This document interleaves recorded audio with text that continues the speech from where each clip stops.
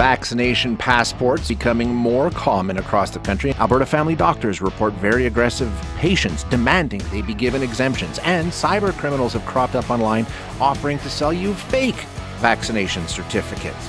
YouTube announcing they're going to be removing anti-vax information. Funding for cystic fibrosis drugs in Alberta at long last.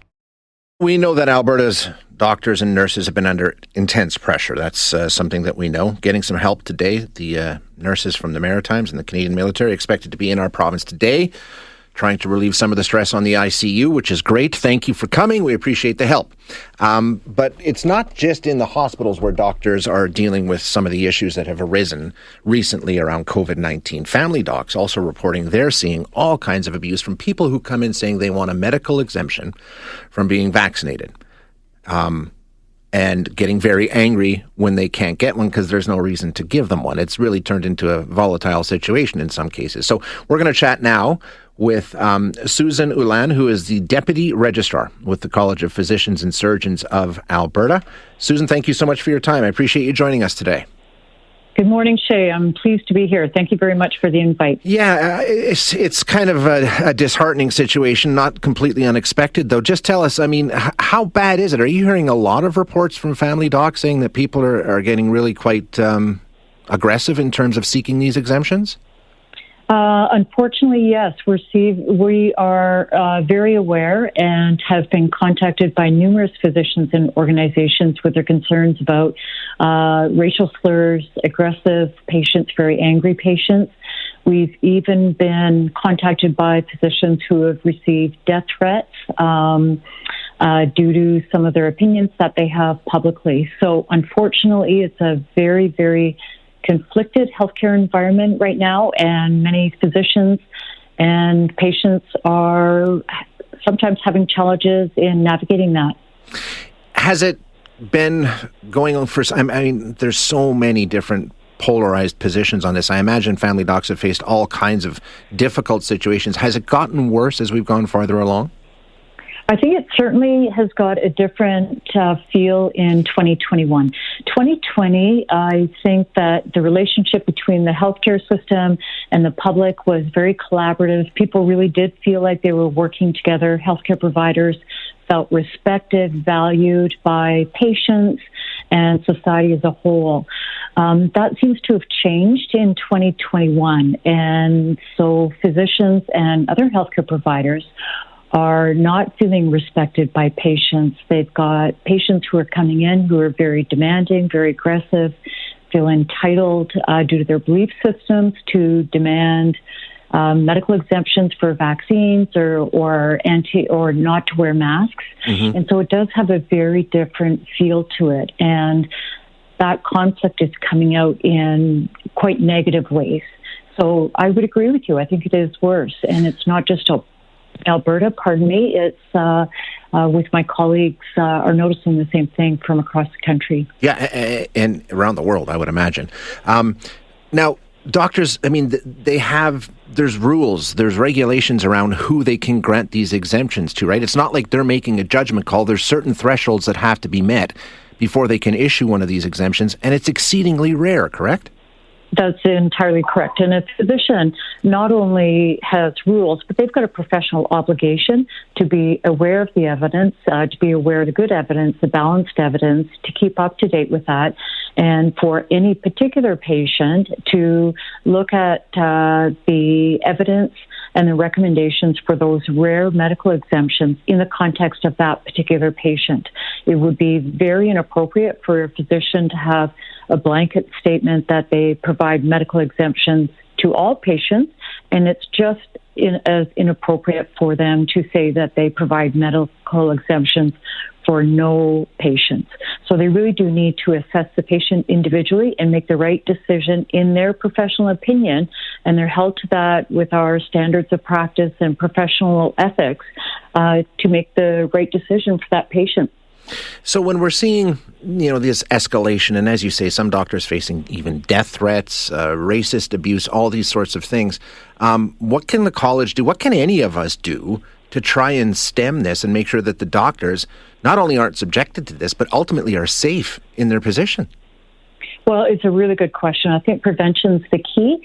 So what we've done as a regulatory body is provide really clear communication to physicians about what the criteria are for those rare medical exemptions, how to approach that, how to de-escalate when a patient-physician interaction is going sideways, and importantly, how to prevent some of that conflict from happening in the first place. I think one of the unique things that we've done, normally we communicate very clearly and quite frequently with physicians and other healthcare providers, but what we don't do very often is reach out to Albertans. Yeah. On September 28th, we actually directly reached out to Albertans with a letter about this issue and to explain that physicians are obligated professionally to use evidence, that there's very few legitimate medical indications to validate a vaccine exemption. Most of them are temporary, if not at all, and that physicians are entitled, and their staff, as everyone else is, to work in a safe and respectful work environment. And so we've highlighted that if patients are angry or abusive, either verbally or threatening, that physicians have every right to be able to ask those patients to leave their setting. They can call police or security for those physicians working facilities. And ultimately, a physician may terminate the physician-patient relationship because they are no longer comfortable providing care to somebody who puts their staff and themselves at risk. And obviously, I mean, we don't have to state the obvious here, but this is against the law, threatening people like this. I mean, you can end up in trouble for this kind of behavior. Of course. And physicians, it's interesting, healthcare providers are very familiar with taking care of sick patients who are often angry, defensive. So for physicians to actually feel threatened and other healthcare providers means that the risk is quite substantial. It's not like working in other context. And physicians are often very reluctant to call the police or security and are trained in a lot of ways just to kind of soldier on, suck it up, and to get the job done. And that can have some negative consequences. We know the unfortunate situation of the physician who was murdered in Red Deer a year and a half ago, actually almost 2 years ago now. And that is not, murder is uncommon, but violence against healthcare providers and in the healthcare setting, all team members, is actually quite common, and it's significantly underreported. So physicians and other healthcare providers have a right, and we encourage them to put their safety and that at first and foremost, and that's non-negotiable. And we support physicians in setting limits and either terminating the relationship with a particular patient or asking the patient to leave when it's warranted. Yeah, absolutely, and calling in for law enforcement if needed. Susan, thank you so much for your time this morning. Some great information. I really appreciate it. My pleasure. Thank you for reaching out. Yeah, thank you. That is Susan Ulan, who is the Deputy Registrar with the College of Physicians and Surgeons of Alberta, and all kinds of family docs are reporting this on and on and on. This listener says, is it true the only exemption is anaphylactic shock from the first dose vaccine? My wife had myocarditis previously, but that is not enough for exemption. Not according to the information that I have. According to the information that I have, very few people are eligible for an exemption, but that includes anyone diagnosed with myocarditis or pericarditis, inflammation of the heart or its membrane, or anyone who has a confirmed anaphylactic allergy to an ingredient in the COVID-19 vaccine. So I think if you do have a diagnosis of myocarditis, you would qualify for the exemption, at least according to the information that I have.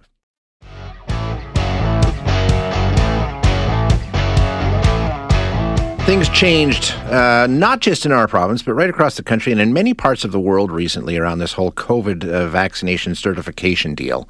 As you know, it's now something that's kind of, sort of, almost in effect in Alberta, up to businesses to decide if they want you to prove that you've been vaccinated. And the way that you go about doing that still in Alberta is you just print off a copy of your healthcare record showing that you have been. And as you know, it's been widely duplicated and forged, and it's not at all secure. So I don't know how much business in Alberta there has been for the cyber criminals who have launched a new cottage industry creating fake vaccine certificates. But they are, and you knew they would, be it a QR code, whatever the case may be. This business has sprung up immediately, and people are taking advantage of it. We're going to get some information on how widespread this is and what we can do about it with Robert Falzone, who's head of engineering at Checkpoint Software's Canadian office. Robert, thank you for joining us this morning. I appreciate your time. Thanks for having me here, Shay. Now really we shouldn't be surprised by this, right, Robert? I mean, especially with all the attention these vaccine passports have been getting and how essential they are to do so many things. You know that cyber criminals are just going to see dollar signs and jump right in, right? This is no different than almost any other scam we've seen. When there's an opportunity and there's generated need, there's going to be those folks who fill that gap with any sort of fake product they can get their hands on to try to make bucks quickly. So that's exactly what we're seeing here, I'm afraid. And how widespread is it? Is it pretty commonplace, pretty easy to find? I think right now it is fairly commonplace because there are a number of systems that aren't quite online yet, or they're not doing the sort of more integrity type checks that make sure that the information is correct. There's lax enforcement in some places as well. So I think because of those types of things right now, we are seeing quite a significant amount. And the market will only grow, right? As these bugs get worked out, as restrictions become more strict in different locations, these will be more important, and therefore people will be more eager to find them. I think it'll get a little bit more sophisticated because as they start to clamp down, for example, here in Ontario, on the 22nd of October, there'll be digital QR codes that will be required that will be checked against a digital database. It's going to make it significantly more difficult for those who are, simple at-home forgers, for example. So I think what will happen is the methods will become more sophisticated. The prices will probably go up. It won't eliminate it, but it'll certainly make it much more difficult, and the stakes will be higher. Now, I don't want to say buyer beware to people who are out hitting the black market and buying these fake documents, but in reality, oftentimes these guys will sell you something that they promise is going to work, and it turns out to be junk, if it even exists. As you say, as things get more and more regulated and, QR codes and stuff like that, can you even be reasonably confident that what you're buying is going to actually work for you? Well, it's interesting because in some cases you can, in some cases you can't, and I'll differentiate there for you. These criminals actually, in many cases, have reputations, and they want to continue to sell their wares as long as possible. So, for example, if you're, some folks are getting them on the dark web. Many of those stores, if you will, on the dark web have reputations and rating systems and so forth. So they do try to present or deliver something. The average at-home criminal, if you will, probably not so sophisticated, right, and likely you're going to get scammed 100%. So are governments not in some way at least partly responsible for this? I mean, if they're handing out secure QR codes that link to government-held information, how can these hackers or these cyber criminals come up with the same thing? Are they just hacking into the system, or how does it work? In some cases, it's insiders. In some cases, there are weaknesses, as was with in Quebec when they initially rolled it out. The software was designed to be used in multiple different jurisdictions. So they had a component within the software that allowed them to check against additional authentication sources. And as a result of that, somebody exploited that immediately and was able to take advantage of it. That loophole was closed and remains closed in a number of other jurisdictions. But mistakes like that will happen. And obviously, they have to react quickly. They have to have a solid cybersecurity response protocol and make sure that the tools they're using are advanced enough to manage any more types of attacks that might occur from the outside. And so far, at least in Alberta, the messaging from Alberta Health largely has been, yes, we're aware that people are doing this. We need to remind you that it's illegal. This is criminal activity. You cannot alter an official document like this. So we should point out that you can get in trouble for doing stuff like this. These are significant fines. I mean, there's the case of the Americans that tried to enter across the Canadian border and were fined $20,000 apiece. So that's not an insignificant fine, and various different jurisdictions have additional fines and municipal code violations and stuff that will certainly make for a miserable week, I'm sure. Yeah, no doubt about it, but we know it's out there. Robert, thanks so much for your time today. I appreciate you joining us. Thank you very much for having me. Cheers. Yeah, you bet. That is Robert Falzone, who is head of engineering at Checkpoint Software's Canadian office. And yeah, I mean, that's the way that the internet works, right? And I'm sure there's all kinds of different places where people are offering these sorts of documents and things like that. Now, Alberta did come out with their QR code on the weekend. I got mine.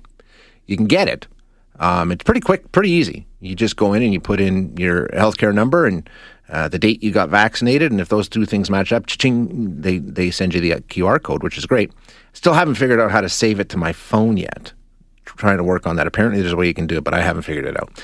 And the other issue, of course, is the fact that the program that businesses will have to use to scan that QR code, that's not done yet.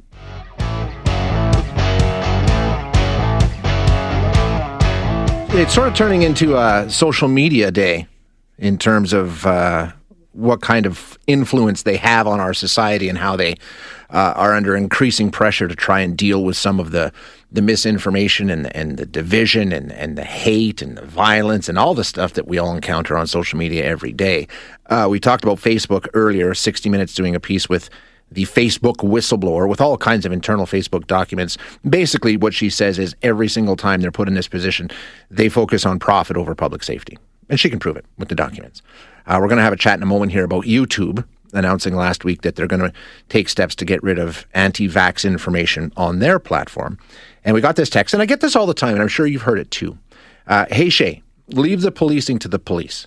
No private entity has the right to censor, remove, or otherwise dictate what should and should not be allowed on a public platform. That's why we have the Charter of Rights, and that's part of having freedoms and liberties. There's a lot of confusion going on in this text, so let's pull it apart.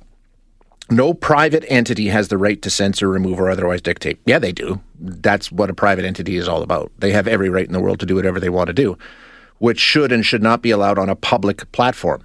It's not a public platform.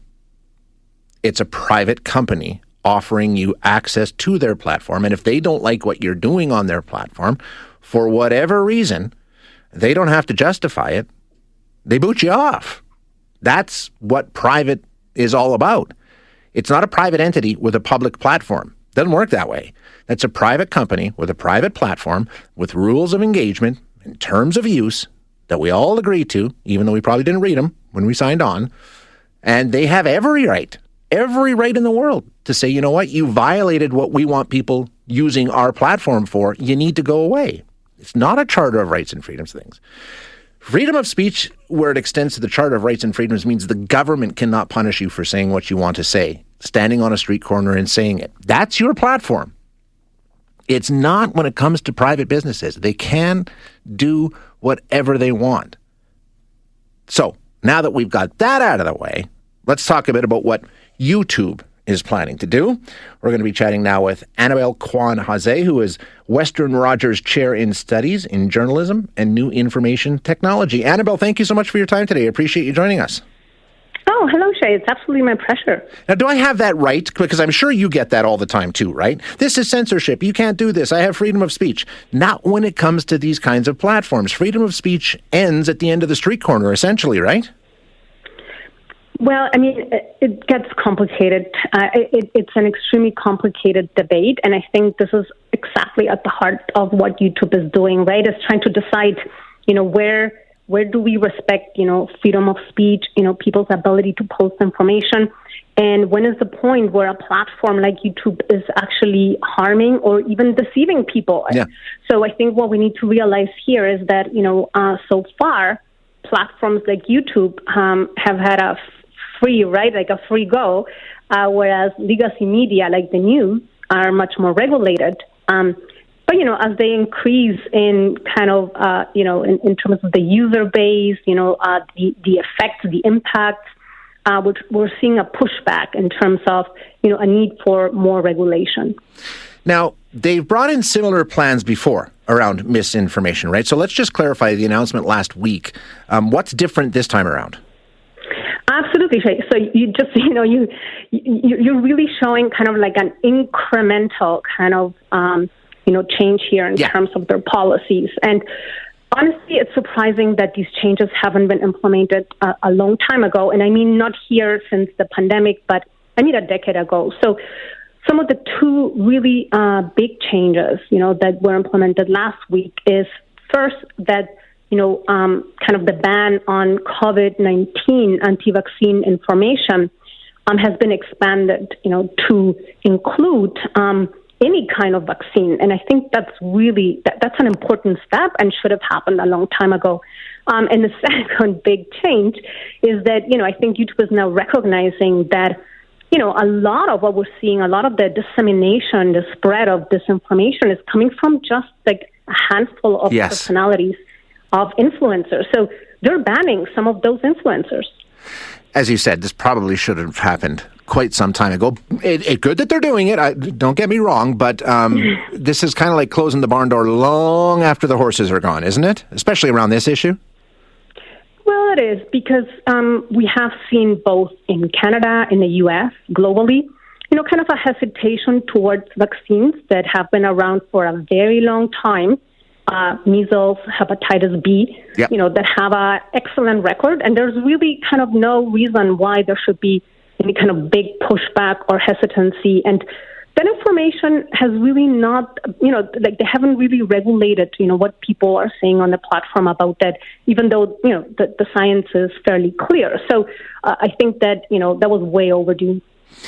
Now, when it comes to trying have some sort of policing or regulation on these sort of platforms.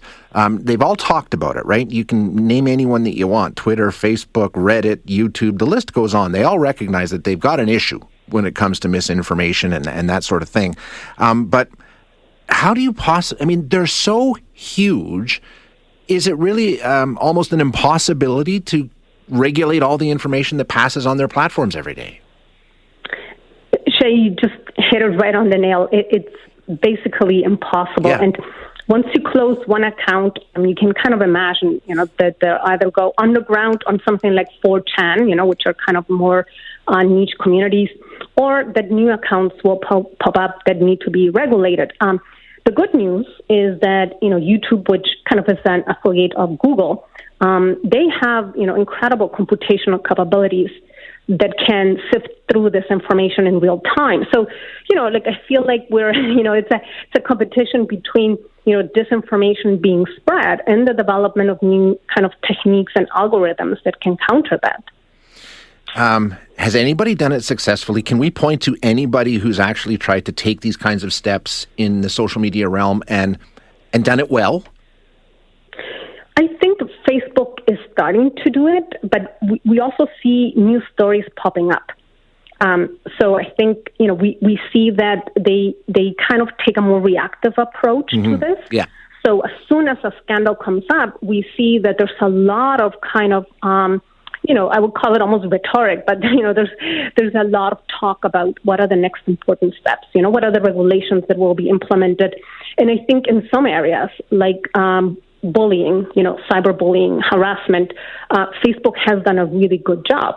I think now they need to implement similar approaches, that are large scale, that are based, on algorithms, on machine learning, to some of these other areas. And it's to them, they're always balancing, clickbait profits with the need to actually provide citizens with credible, information that we can trust.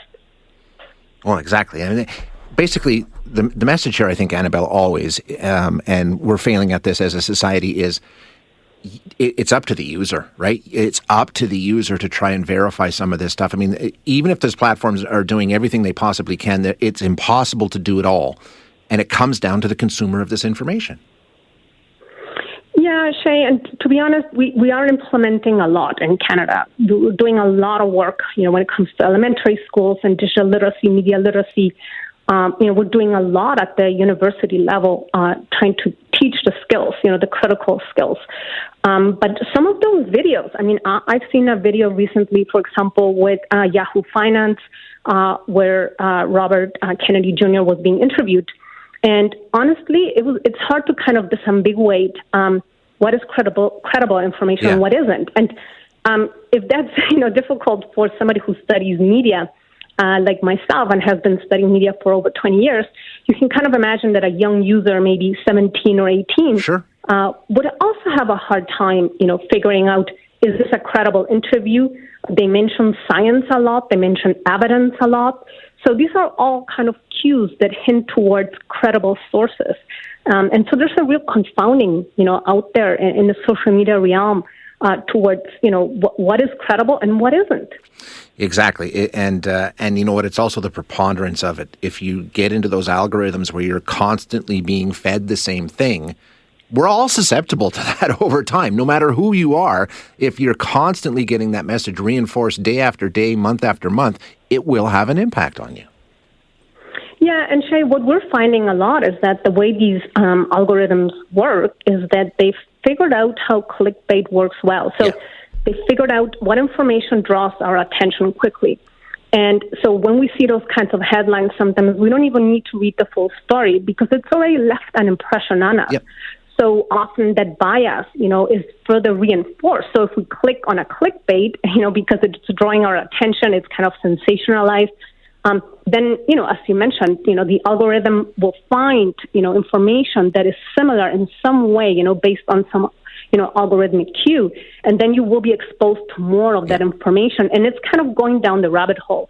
The more you see of it, the more you're convinced, the more you're looking for it as well. Exactly. Yeah, it's just a cycle. Annabelle, great conversation. I really appreciate your time today. Thank you so much. Well, thank you so much, Jake, for having me. Yeah, we'll chat again. Thank you. Bye-bye. That is Annabelle Kwanhaze, who is the Western Rogers Chair in Studies in Journalism and New Information Technology.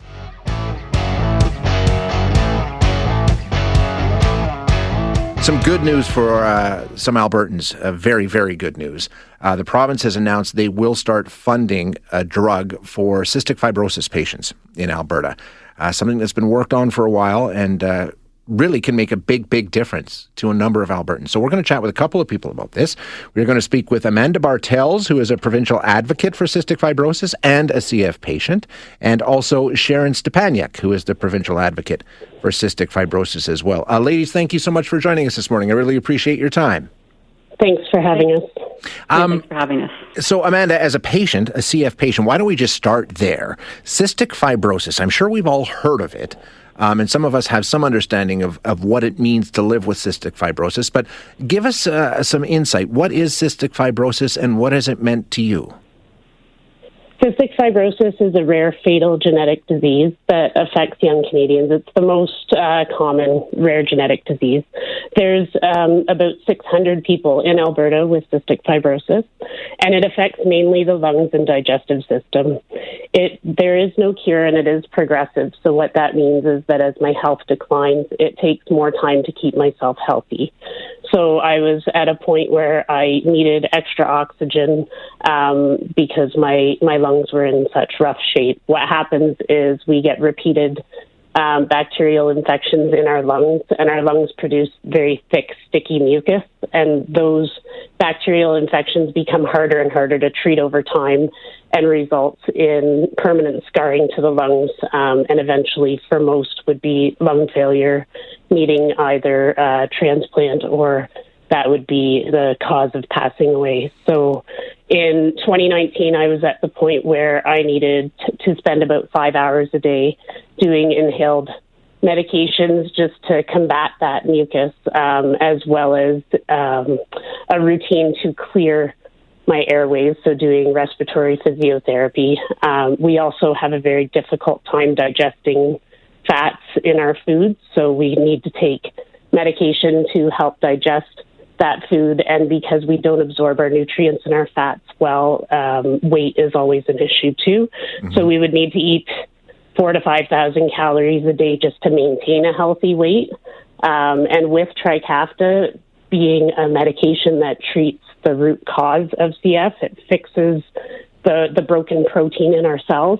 A lot of the symptoms go away, but you're actually also fixing the root cause. So since starting Trikafta, I was able to gain a good 30 pounds, which puts me at a healthy weight and allows me to be able to fight infections easier and have that cushion of health to deal with that. And my treatments have become a lot easier. I don't need extra oxygen anymore. I was headed on a path to double lung transplant near the end of 2019.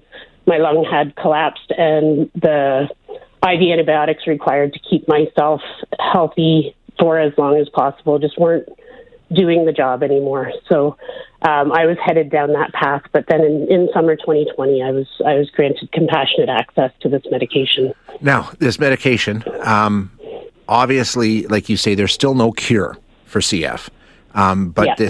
What change has it made in your day-to-day life, and what about your long-term prognosis? How significant is it in that area? So I took my first dose in the morning, and by the afternoon, all of that thick mucus that has lined my lungs for years started to purge and just want out. So what that did was it opened up all the airways in my lungs as well. I still have a lot of permanent scarring. I will never have healthy lungs again. By getting this medication into children 12 and up now will totally change their life, because if you can get them before they have all the scarring and permanent damage that I have had, it's going to change their life so much. So those airways opened up. I didn't need the oxygen anymore. Things like walking across my front yard with oxygen was difficult, and now I can run errands and just do my daily tasks all day long, play with my daughter, do groceries without needing a nap afterwards, stuff like that. At the end of, or in the fall of 2020, I was able to cycle the Legacy Trail, which goes from Banff to Canmore and back in an afternoon. So that's a huge accomplishment, but it's really the day-to-day things that have made such a huge difference in our life and brought such a lesser burden of this disease for us. As for long-term, right now I've been on the medication for 1.5 years, and whereas I used to spend a good 60 days in hospital every year and probably more on home care after that, I have not spent a single night in the hospital since starting the medication. So it's completely and totally changed your life then? Oh, yeah. Yeah. Amazing. New hope, new everything. It's fantastic. Now, Sharon, this drug, obviously it's fantastic news that it's now being funded in the province of Alberta, but it took a while to get to this point, didn't it? It did. Canada has quite an arduous system between the time it took for the drug company to apply to Health Canada, Health Canada to do the approval process, and they did grant it a priority review, so it was 6 months as opposed to 1 year plus. So it feels like a long time for patients. When patients are having declining health, it did feel like we were really waiting. And I think the biggest time period where we had to wait was for them to initially apply to Health Canada and kind of deal with some of the regulatory hurdles. But after that, the province has moved really, really quickly as far as approving a drug goes. Health Canada approved at the end of June. The CADIS, which is like a health technology assessment board, they provided their recommendations and made some revisions to their recommendations. And within about a week, Alberta listed on the public formulary, and they listed it that day. So typically you wait till the first of the next month. Alberta was so on top of it and had been working on this file throughout even all the busyness of COVID, and was ready to provide this drug to people that need it immediately. And I know a friend whose daughter is quite sick with cystic fibrosis, and Alberta approved it about a week ago, and she's starting it this week. So that's amazing turnaround. So in one way, we feel like we've been waiting a long time for, this isn't a cure, but as close as we're going to get to it. We've been waiting so long for a drug like this, and the Alberta government definitely streamlined the process and got it to us as quickly as they could. And at considerable cost to the province, too. This is a very expensive medication, isn't it? It is an expensive medication, although the list price is misleading because the provinces have this, the PCPA, they negotiate the prices all together, all the provinces and territories, and so they have negotiated a better price than that. That price is confidential because the drug company doesn't want those prices released internationally, but they negotiate a price that they think is fair and that fits within their health budgets before they decide to fund it. And also, CF is an expensive disease to manage. Sure. Within the healthcare system, just within the healthcare system, and the cost and the burden on families and caretakers of people with CF. So there's a lot of cost savings on the other side of it as well. Again, how many people in Alberta do we know have CF? And I guess I'm wondering, like in Amanda's case, this came wonderful that it came when it did. But if this was given to a younger person, a child perhaps dealing with CF, would it completely and utterly, I don't want to say return them to normal functioning, but you know what I mean? How big of an impact could this have on somebody who's much younger? I think it would have a huge difference. If you haven't had to experience lung function loss that Amanda and some other people have had to experience, if you've just had some lung function loss, you often get lung function increase with this drug. It just changes the face of the disease. If you're not going to have to go through all the disease progression and you can have your cells functioning normally from early on, I think that CF is going to be treated very differently going forward. We're just starting, and these drugs are just coming onto the market. But I know for myself, with my kids, knowing that these drugs are out here and they need a different form of one of these modulators, but does the same thing, it will just change their opportunities. It'll change their outlook on life. It'll change kind of the decisions that you make as a family and as an individual as far as your career, your family planning, where you want to live, everything. So it really it gives us hope for a disease that doesn't have a lot of hope. It's finally giving you hope, and that right there, I think, is the biggest thing. It's very difficult to live day to day with a fatal disease when it's yourself or it's your children, and to finally have hope is incredible. Yeah, Amanda, just that outlook on life, like you say, up to 2 months a year in hospital and 5 hours a day taking care of yourself. Just now that's changed, that had to be just so burdensome. Do you feel sort of freer? How has your outlook on life changed? I've spent the last 6 months really trying to figure out what the right words are to describe what this has been. The closest I've still found is liberating. Doesn't capture all of it. Yeah. But CF being a progressive disease, you're just supposed to be on this downhill track. You're not you can have little bumps where you get a little bit better and then decline again a little bit better.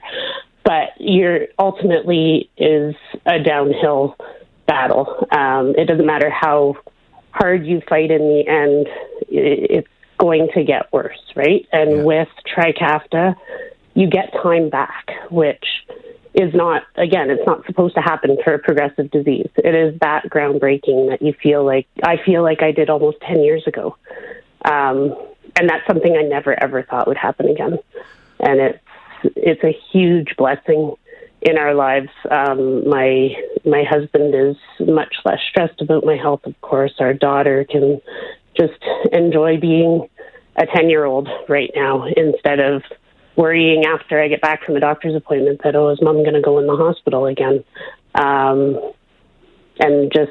we just are able to kind of live life in the moment now instead of with that hanging over your head so firmly. It's still there, of course. I still have cystic fibrosis. I still have severe lung disease because I was at a point where I was very, very, very sick. But as Sharon said, if we can get these medications, and now we can, to age 12 and up, I don't know what my life would have been like if this had been available when I was 12. The gene had just been discovered when I was 9, right? It's taken it's moving so quickly for 30 years for it to move to where we are now. But yeah, those kids that are going to have just a new lease on life now, they can look forward with hope instead of this being staring down this disease where, you're just, everything is so hard all the time. Ladies, I can't thank you enough for your time this morning. A great message, and I'm so happy to hear that this is part of the program now here in Alberta, and thank you so much for being here today. Thanks a lot for having us. That is Amanda Bartels and Sharon Stepaniak, provincial advocates for cystic fibrosis. Amanda also a patient, and there you go. The drug now being offered for CF patients in Alberta, and you hear what a difference it makes. Thanks for listening today. To hear any of our other interviews, you can find them wherever you find your favorite podcasts. And if you like what you hear, don't forget to rate and review us.